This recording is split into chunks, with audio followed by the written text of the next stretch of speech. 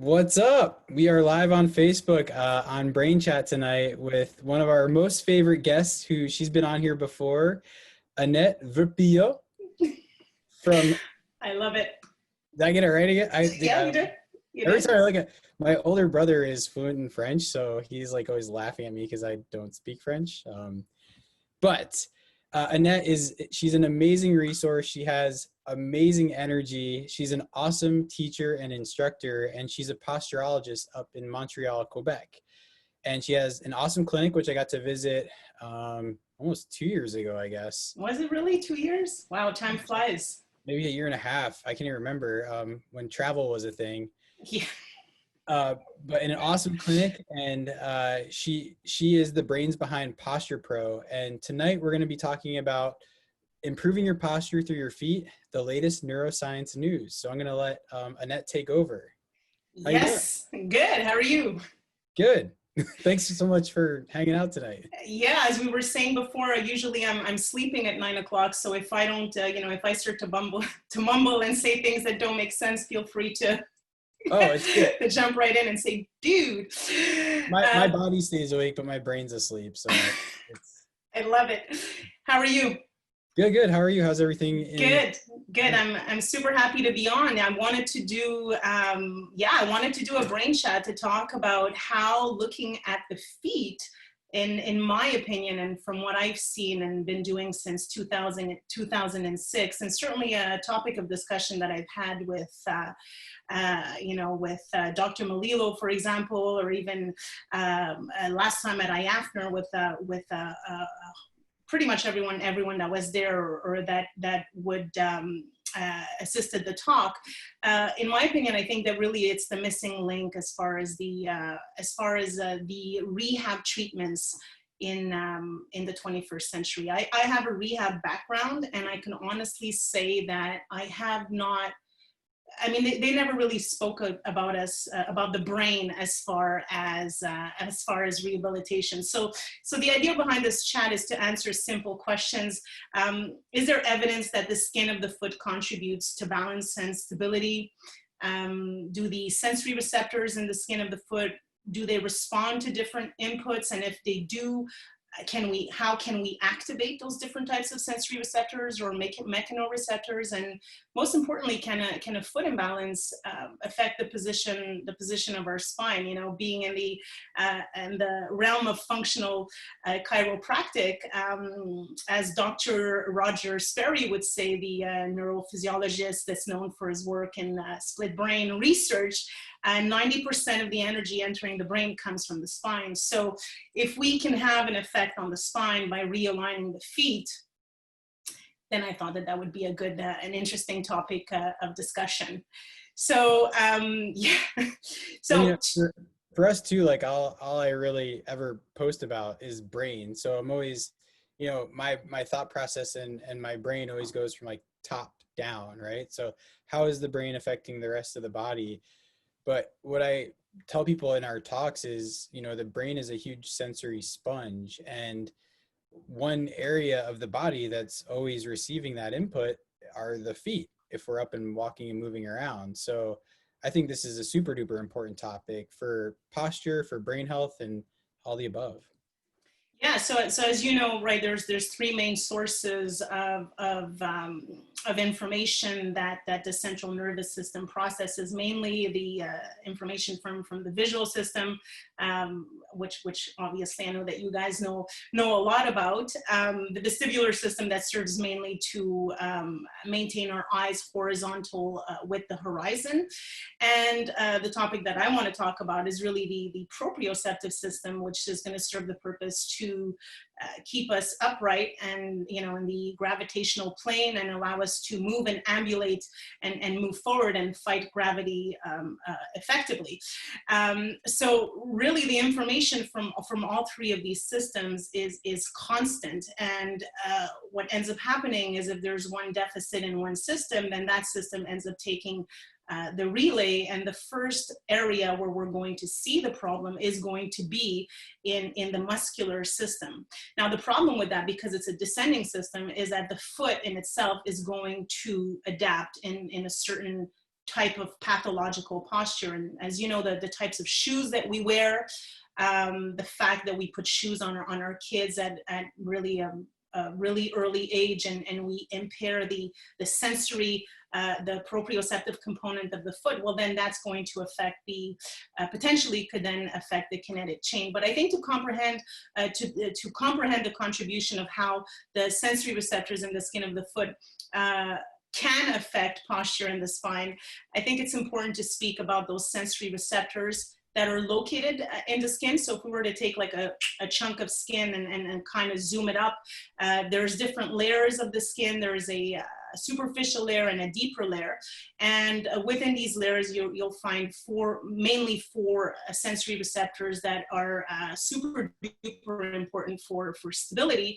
They're really divided into two groups. You have a fast adapting and a slow adapting. And the fast adapting is going to be the mechanoreceptors that respond to the on and off kind of pressure. So if I touch the skin and then release the skin, those receptors will be the first one to kick in. And then the slow adapting will kind of respond the entire time. So if I'm touching my skin, then that pressure is going to be ongoing for the entire amount of time. And then those fast adapting and slow adapting have two categories, type 1 and type 2, and the type 1s are the ones that are closest to the superficial part of the skin, and the type 2 are the ones that are deeper. Where this becomes interesting is that all of them seem to react to vibration, slip, touch, contact, pressure, and even frequency. So then the idea would be, well, can we use texture or frequency or even vibration to create a response in these sensory receptors? Hence, is there evidence that the skin contributes to balance and stability? So, I looked up different types of studies, and the study of the foot actually goes back to the was it 19th or 18th century, I forget now, but something like over 100 years easy. And but more recently, there's studies in 2004 from Meyer and al, which basically, and we know through research around the world that the skin really is involved in balance and coordination. So if we reduce information from the skin of the foot, particularly either with ice or cream, like they sell cream at the store, this EMLA cream, right, that kind of desensitizes your skin. Well, when we do this, what we see are actual deficits in balance. So if we were to assess someone's postural oscillations on a force plate, we would see that their center of mass and the oscillations within that surface would actually increase if we desensitize the skin. Whereas if we increase sensitivity, either literally through electrical stimulation, texture, vibration, or even frequencies, because texture has frequency, then what we see is a decrease of postural oscillations. So this is an indication that, and again, I have these studies, and if anybody wants me to list them or post them in the comments later on, I'd be more than happy to. They're also on our website if anyone is interested in reading all of them. But this would indicate that the skin, that we use the skin for information as far as orientation in balance control. And I thought that this was something that's fairly important, because most therapists are not really aware of that, or certainly don't use the foot as a doorway or as a mean to, or in a therapeutic context, aside from mobilizing the foot. Does that make sense? Yeah, for sure. So, basically, so you said we have the two types. When you say slow adapting versus fast adapting, just to give an example, would the slow adapting be compared to like putting on a sock or a shoe and then kind of forgetting that it's on? And then fast adapting would be like pressure, like taking a step? Yeah, so the fast adapting, you'd feel it at first, and then you'd stop to feel it, and then when you remove your sock, then you would feel that you're removing your sock. So that would be the fast adapting. Okay. But the slow adapting would be a constant stimulation. So those receptors would constantly fire as far as the slow adapting are concerned, and that's really the Merkel disc, which responds to pressure and curvature. So if you're walking on sand, or if you have a pebble under your shoe, then you'll have the Merkel mechanoreceptor that will constantly fire to the nervous system and say there's pressure, there's pressure, there's pressure, there's pressure. This is actually also very interesting when we're talking about pathological scars. Not that this is the topic of discussion, but if there is a scar and it is pathological, then that specific sensory receptor would constantly send input to the nervous system as well, which would create, which could potentially create a hormone response as well as a muscular response. But yeah, going back to the foot, you have, you know, these two types of receptors are there really for us to be able to sense different types of sensations with our feet, but most importantly, to be able to code whether or not we're slipping for our inner ear to then, right, to then start to kick in and give us that postural stability. Now, you know, previously there was there's a Kennedy and Inglis that did studies previously on the skin and worked the skin of the hand, and what was taught previously is that the skin of the hand and the skin of the foot reacted the same across all frequencies, and they were testing frequencies anywhere between 10 hertz up to 250 hertz and everything in between, and they really thought that the readings would be the same, and this was in 2002. But what they found out recently, and new information on the foot would suggest that the fast adapting type 2 and fast adapting type 1 are the ones that will, fast adapting type 2 specifically is the one that responds across the entire frequency. So whether it's 10, 20, 30, 40, 50, up to 250 hertz, then those sensory receptors are going to send a response to the nervous system. So where that becomes interesting is that we can then potentially use this information to have a response with the nervous system, to activate the posterior chain, to realign the spine, and ultimately to address chronic pain and you know, global health. For sure. I mean, you're basically going to the foundation and looking at the foundation to make sure that there isn't dysfunction or something creating dysfunction within the system. Is that kind of right? Well, yeah, no, absolutely. Because I mean, if you think from a biomechanical perspective, what just ends up happening is if there's a deficiency with your foot or with your gait or in the way that you walk, well, this information is going. I mean, if we take in priority order visual system, vestibular system, and proprioceptive system, when we're working on a flat surface, the proprioceptive system, if you wish, is king in that context, in a flat surface. So that's the one that's going to be sending information to primarily through the spinocerebellar pathway, right? And then there's what's really interesting, as you know, but for the ones that don't know, is that this pathway then crosses over into two paths and gives kind of this feed forward and feedback system that is kind of matched up with the information from the inner ear. So if we have this loop that's receiving faulty input from the proprioceptive system and then sending faulty input to the vestibular system, then we have kind of this faulty loop that's creating a postural imbalance 24 hours a day, and that's misaligning our joints. Now, what I thought was interesting is when you look at that cross section of the spinal cord, right, and you look at all of those different types of ascending and descending pathways. So the spinocerebellar pathway is on the side of the spinal cord, dorsal column is in the back, and the vestibulospinal pathway is at the very front. So in other words, if your spine is misaligned and you have subluxations or you know, stenosis of the spinal cord or some type of condition that would narrow the canal, then those would be the first areas. I mean, those specific areas, it would make sense to think that these could be the areas that get affected first.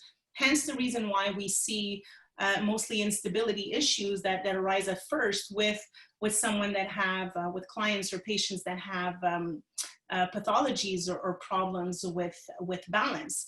So the idea is using that stimulation, the skin of the foot, stimulating those mechanoreceptors that are connected to the spinocerebellar pathway that communicates with the vestibular system, that realigns your head, that realigns your eyes to realign, eventually to realign your joints, if that makes sense. Absolutely. Can you touch on a little bit, like with the science behind looking at the foot and providing stimulation for that appropriate input and output and constant feedback? Can you talk about like what are the potential issues? You mentioned kids wearing shoes like all the time. What are some of the potential issues that you see when you put like a pretty thick, big shoe on like a 1 or 2-year-old and don't really ever let them walk around barefoot compared to doing things like barefoot walking and stimulation to the feet? Yeah, well, what ends up happening is that we're basically preventing the development and the movement of that foot. So we're not optimizing proprioception to its fullest potential, especially when it's the most sensitive, if I may say, when we're younger. Up to the age of 3 years old, definitely, well, again, I think we've already spoken about that. It really is hard when we bring our child to kindergarten, they have to have shoes on. But how can you, if you're going to put really thick shoes, you're going to cut that proprioception. You're literally disconnecting the feet from the brain. And there is a powerful sensory connection between our feet and our brain. I mean, our brain uses this information for stability of movement. So if we cut that proprioception, and you can see the way that kids will walk with shoes on, I mean, I'm sure you've tested it. I certainly have. They kind of walk funny. They have a hard time just even initiating gait, right? And on top of that, they're trying to learn how to stabilize themselves. They're not fully stable yet. Their brain is not fully developed. So it just makes it more challenging for them. So I think that as a rule of thumb, shoes, I think parents should really take a look at the shoes that they buy. They sell some really interesting shoes that are super flexible. Like, I should have some here to show you because my house is like, they're all over the house, but you can literally roll them like a piece of paper, and the children don't feel restricted in these shoes, and there's no arch in them. So that's really cool. Yeah, that's awesome. I actually, so I used to, when I was in chiropractic school, one of my roommates and I were training for a marathon, and I went and did like the gait assessment and bought like a pretty like thick shoe. And I think like halfway through the training, I started to develop really bad IT band syndrome. And so then I read this, my buddy gave me this book called Born to Run by Christopher McDougall. Have you heard of it? No. Okay, so basically they talked about what we're doing, what's changed in the past like 100 years of running, and it was the shoe and the size of the shoe and the cushion of the shoe. So the whole book was talking about barefoot running and how, basically like learning how to feel the proprioceptive input from your feet will change your gait patterns, so you're using your feet and your legs more efficiently, and how it could help with like chronic pain and running injuries. And it's the craziest thing, but in the book, they talked about those Vibram 5-finger shoes. I never wore those, but I bought, like what you said, more of a thin-soled, flexible shoe, and it totally changed my gait, my running, and I haven't had IT band issues since. And that was like 10 years ago. So like, knock on wood, but it was a huge change for me, and I never knew. I was halfway through chiropractic school, and we never really talked about the feet that much. So. Yeah, no, that's a perfect example. And I mean, if we do that under the feet of our children, and the younger we do that, then the more we're actually modifying those, the development of the foot, which of course affects the ankle, the knee, the hip, and gait, and potentially gait. And that's where all the problems would then arise. But if you take a look, I mean, what I do in clinic is I take a print of everybody's feet, and I kind of try to show them that there is an asymmetry of weight-bearing surfaces. And that's when really you're able to see, I have a picture on my screen. I don't know, do you want me to try to share that with you on, sure. is it possible to? I think it's always easier to show. Let me see if I can make you you gotta give me permission? Um, Do you know how? you're the host. Wait, Uh, now you're the host. now I'm the host. Oof, that's awesome. So let's do this. All right. So do we see this? Yeah. Looks So yeah, so these are the types of feet that 90% of the time, this is the type of imbalances that we can see, and the correlations that we try to make between this foot posture. We try to make correlations with the feet and with the sagittal plane. So as we can see here, this could be a high arched foot, right? Which increases the angle and the arch of the foot, but it could also be the beginning of a foot that starts to pronate. Whereas here, this is where the midfoot completely collapses. Now, in a supinated foot, when the pressure is more on the lateral band, and what we're seeing here really to pay attention to is an asymmetry. Where the problem begins is when we start to see this unevenness, but there's also an asymmetry in the unevenness of weight-bearing surfaces. And a mixed foot really is a pronated foot along with a supinated foot. So the problem with that is if we look at the foot, so if we take a pronated foot, it's going to affect the position of the ankle, the position of the knee, the position of the hip, and it's going to go all the way up to the spine. So if our spine activates our brain, and if one chiropractic manipulation can send 70 biofeedback to the brain, then what if we can realign the spine by using the feet as a doorway, and then testing to see if there really is a difference on the spine, and then the opposite would be true here with foot supination. Ultimately, what we see and where the problem arises is here, is when we have really the mixed foot that's going on, and that's literally 70 to 80% of people have this type of scenario going on. That's going to happen in the three planes of space. Now we're really looking at the frontal plane where we'll see a lower shoulder or lower hip, but then we'll also have kind of this torsion on every single vertebrae, and that torsion is potentially going to, affect those spinal, cerebellar, vestibular, and dorsal column that could potentially affect the health of our spine. So yeah, in a nutshell, and speaking of the sensory receptors, let me go back to them. Where are they? So they give you a visual. Voila.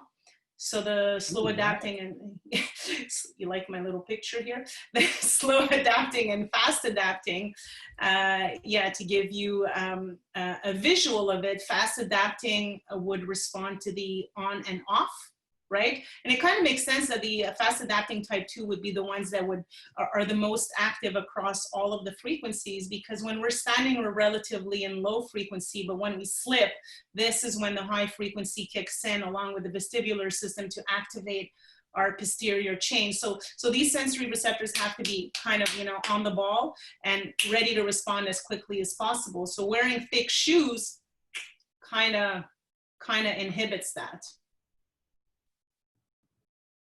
Sure. I mean, and just from a neurological standpoint, when you start to lose sensory input from your feet, it puts you at risk for falls. And one of the number one causes of head injuries, spine injuries, and as morbid as death is our falls, like unnecessary, unwanted, or unprovoked falls. So like a slip or anything like that. So the loss of feeling or sensation or not setting your feet up for success could potentially be pretty bad. Well, that's what, I mean, if you have poor mechanics, or if you're, walking on the treadmill, or you have a foot that's this more in an external position, your vestibular system is constantly working, right? Is going to be working overtime, and that the priority really is going to come into the vestibular system the minute that there's instability, and then visual, and then proprioceptive. It kind of reverses. But the idea behind that is exactly as you've said. If there's a perturbation with the foot, then ultimately it's going to affect all of the other systems, and the area that you're going to see that is going to be in the tone of the muscles with muscular imbalances.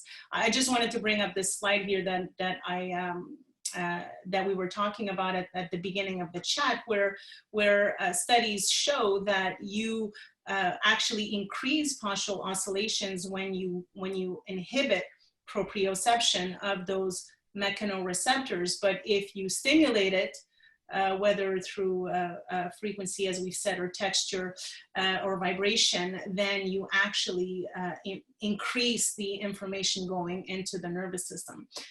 So, just based on these few studies, I think it could be an interesting component for anyone really that's working on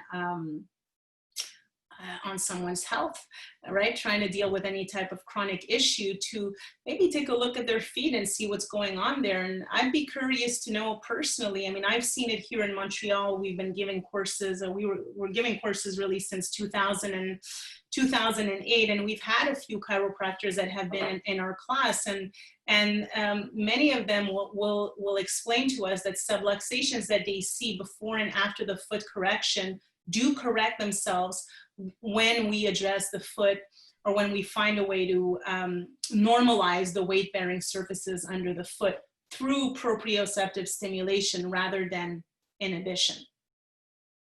I love it. Yeah, I mean, so could you, I know before COVID, you were actually making your way, you were teaching in Atlanta, but you were also making your way close to Atlanta because you work with some professional basketball teams.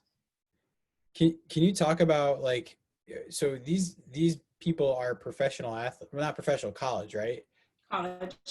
College, but potentially professional athletes, or collegiate Well, they're athletes. working their way there, I guess. Yeah, Yes. yeah. I mean, the future.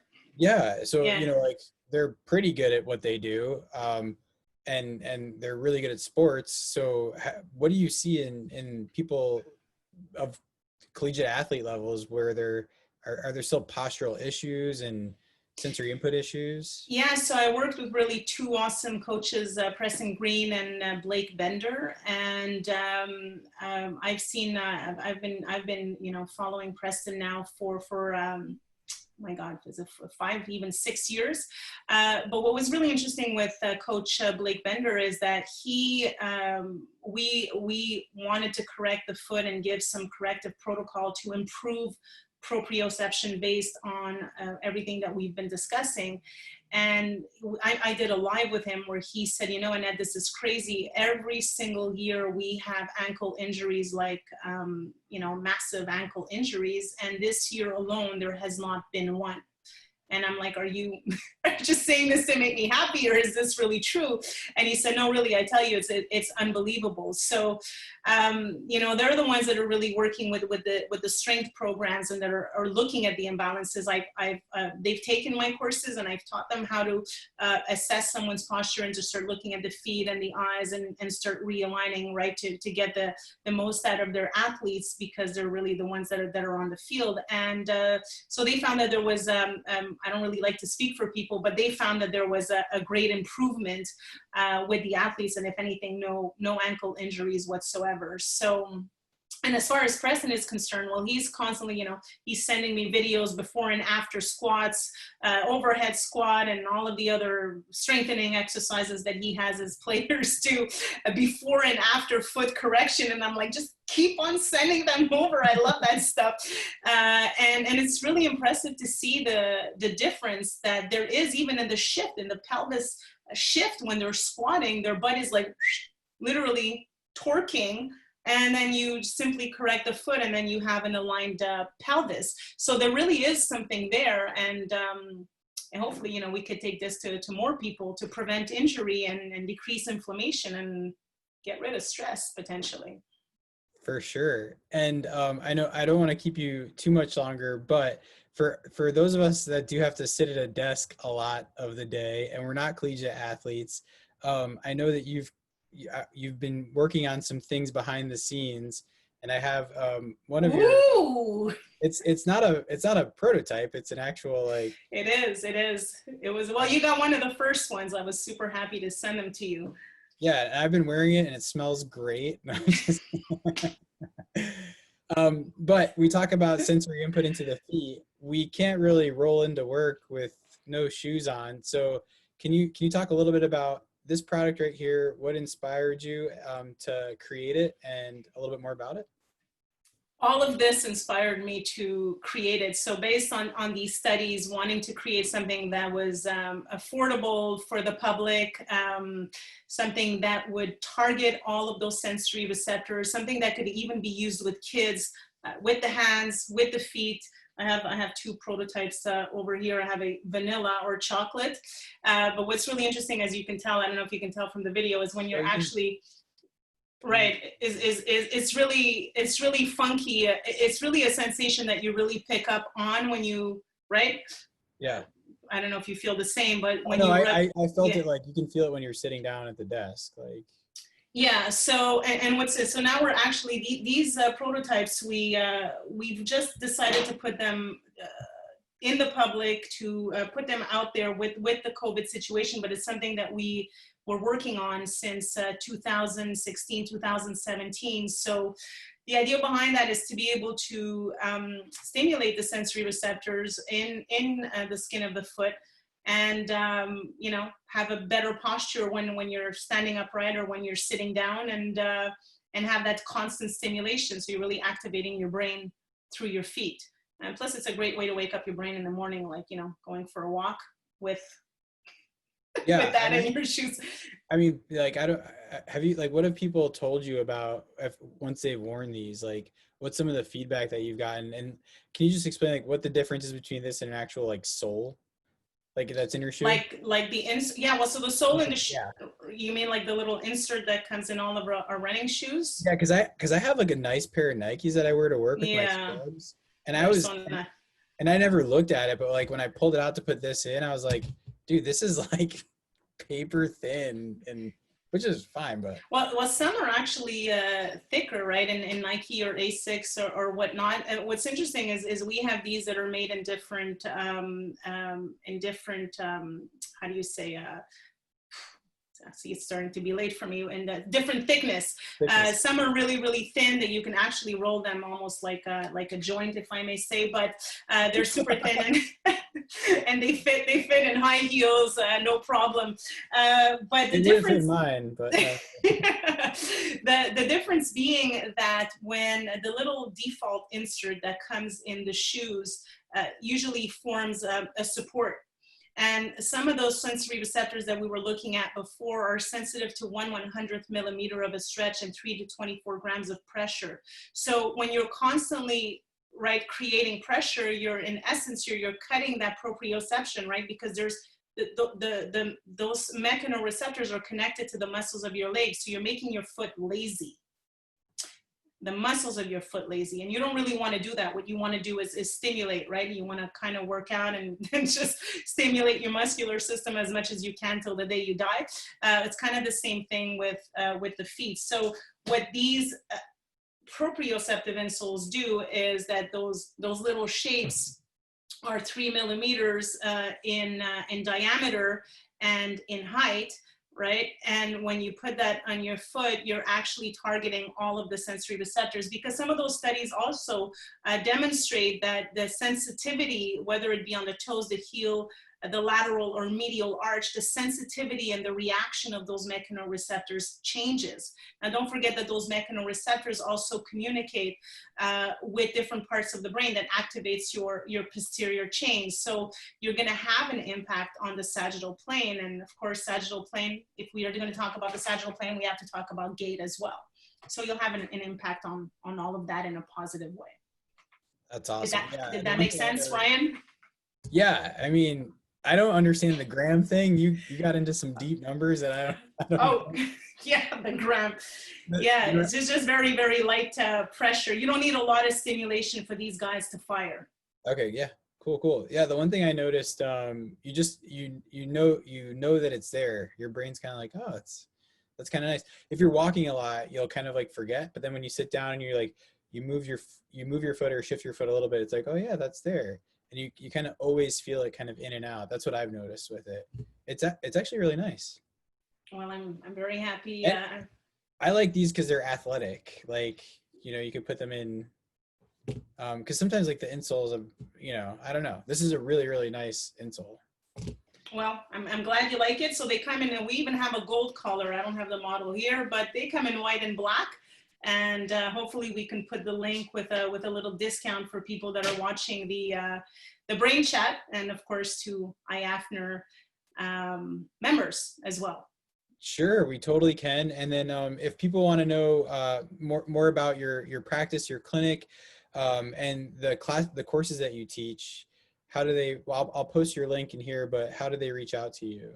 Yep, so all of our information is on posturepro.co.